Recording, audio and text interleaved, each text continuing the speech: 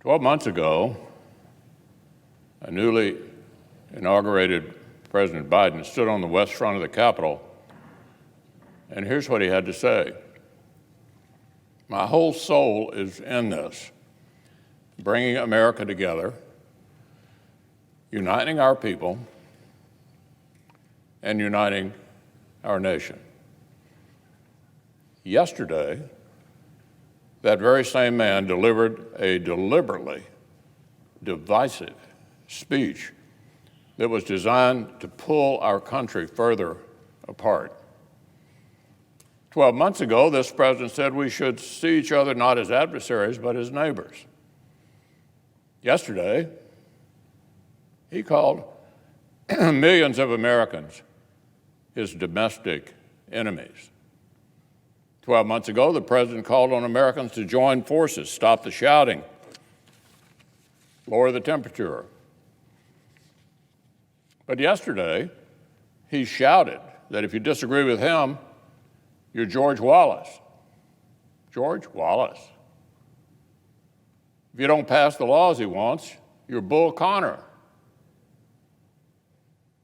And if you oppose giving Democrats untrammeled one-party control of the country, well, you're Jefferson Davis. 12 months ago, this president said disagreement must not lead to disunion. But yesterday he invoked the bloody disunion of the Civil War, to demonize Americans who disagree with him. He compared, listen to this, a bipartisan majority of senators to literal traitors. How profoundly unpresidential.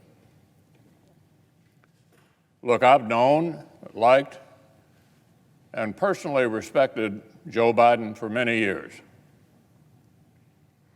I did not recognize the man at the podium yesterday. American voters did not give President Biden a mandate for very much. He got a tied Senate, negative coattails in the House, the narrowest majorities in over a century. The president did not get a mandate to transform America or reshape society. But he did arguably get a mandate to do just one central thing that he campaigned on. Here's what that was: bridge a divided country, lower the temperature, dial down the perpetual air of crisis in our politics. That is the one central promise that Joe Biden made. It is the one job citizens actually hired him to do. It is the one project that would have actually been consistent with the Congress the voters elected. But President Biden has chosen to fail his own test. The president's rant yesterday was incoherent, incorrect, and beneath his office. He used the phrase Jim Crow 2.0 to demagogue a law that makes the franchise more accessible than in his own state of Delaware. He blasted Georgia's procedures regarding local elections officials while pushing national legislation with almost identical language on that issue. The president implied things like widely popular voting ID laws to be, quote, listen to this, totalitarian.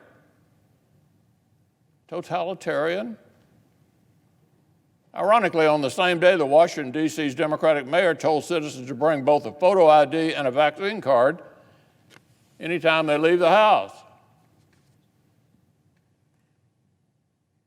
The president repeatedly invoked the January 6th riot,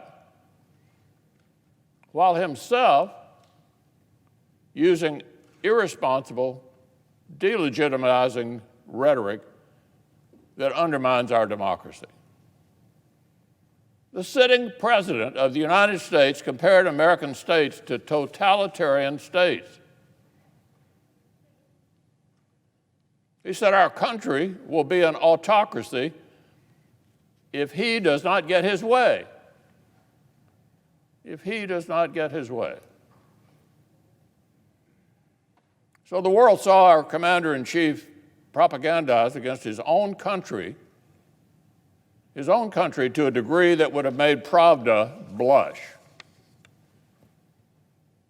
There was no consistent standard behind anything the president said.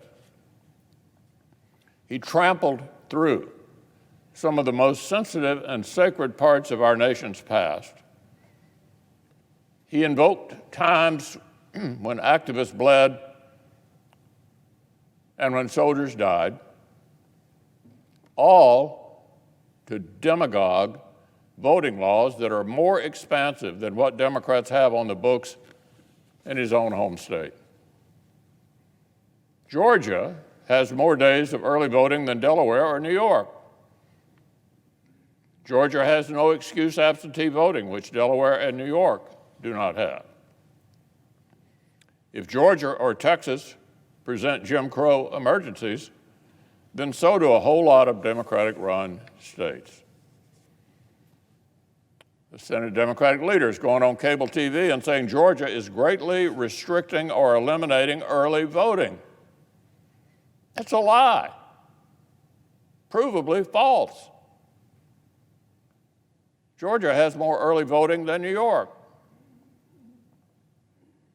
The Democratic leader has tried to fearmonger about one rural Georgia county that condensed multiple voting locations into one rural Georgia county. Well, the county's overwhelmingly red. They were clearly not involved in trying to suppress Democratic votes. 70% Republican in that one county in 2020. So take a step back for a minute. President Biden's story is that democracy is on death's door. But he spent 9 months chasing a reckless taxing and spending spree before addressing it. Must not be that much of an emergency. Citizens are meant to believe a return of Jim Crow is on the table. But this was only President Biden's 6th priority after he was blocked from spending $5 trillion on windmills and welfare. Democrats' own behavior refutes their false hysteria. 12 months ago, the president said that politics need not be a raging fire, destroying everything in its path. That was just 12 months ago. But yesterday, he poured a giant can of gasoline on the fire. 12 months ago, the president said, every disagreement doesn't have to be a cause for total war. But yesterday, he said anyone who opposes smashing the Senate and letting Democrats rewrite election law is a domestic enemy, and listen to this, a traitor like Jefferson Davis. 1 week ago, President Biden gave a January 6th lecture about not stoking political violence. 1 week ago.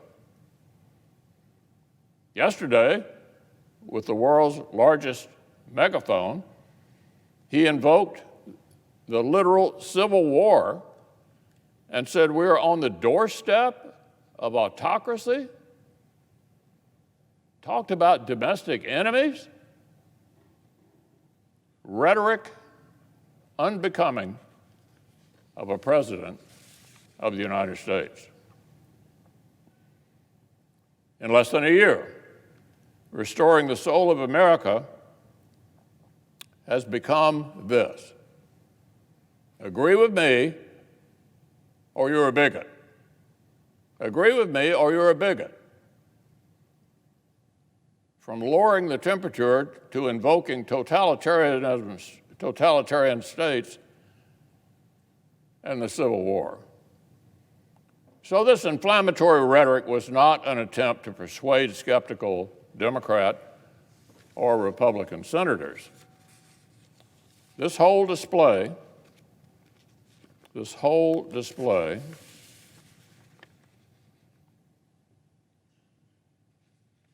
in fact, you could not invent a better advertisement for the legislative filibuster than a president abandoning rational persuasion for pure demagoguery. You could not invent a better advertisement for the legislative filibuster than what we've just seen, a president abandoning rational persuasion for pure demagoguery. A president shouting that 52 senators and millions of Americans are racist unless he gets whatever he wants is proving exactly why the framers built the Senate to check his power. This whole display is the best possible argument for preserving the Senate rules that extend deliberation, force bipartisan compromise, and let cooler heads prevail. Nothing proves it better than this episode. It offers a perfect case study in why Senator Biden was right about the filibuster and President Biden is wrong. One respected scholar explained it this way: the smallest majority we've ever seen in our politics is trying to change the rules for how people get elected in every single state. That's just about the best argument for the filibuster you could possibly imagine. So, Mr. President, the citizens of the greatest country in the world deserve for their elected officials to treat them like grown-ups. The adults of America deserve to hear from the adults in Washington, D.C. So I'll close with some basic truths. Obviously, our country is more divided than it should be, no doubt. In recent years, I have vocally criticized people across the political spectrum who have sought to legitimize elections when they win and delegitimize democracy when they're polling badly or when they lose. I criticized top Democrats' hysteria after 2016 when their rhetoric had 66% of Democrats across America falsely convinced that Russia had hacked our voting machines and changed the tallies. 66% of Democrats thought that after 2016. I criticized Speaker Pelosi and House Democrats who spent the run-up to 2020 hyping conspiracy theories and suggesting the election would presumptively be illegitimate if their side lost. In December 2020 and January of last year, our side of the aisle defended our constitutional process despite political pressure, and we had, of course, a literal mob. But now it is President Biden and Leader Schumer and other Washington Democrats who don't like their poll numbers, so they're reversing their tune yet again. The people who spent November 2020 through January 21 preaching sermons about the strength and the sanctity of our democracy are now undertaking to delegitimize the next election in case they lose it. We have a sitting president invoking the Civil War, shouting about totalitarianism, and labeling millions of Americans his domestic enemies. We have a Senate Democratic leader who now frequently calls American elections, quote, a rigged game. Look, this will not be repaired with more lies, more outrage, and more rule breaking. Unfortunately, President Biden has rejected the better angels of our nature. So it is the Senate's responsibility to protect the country. This institution was constructed as a firewall against exactly the kind of rage and false hysteria we saw on full display yesterday. It falls to the Senate to put America on a better track. It falls to us. So this institution cannot give in to dishonorable tactics. We cannot surrender to this recklessness.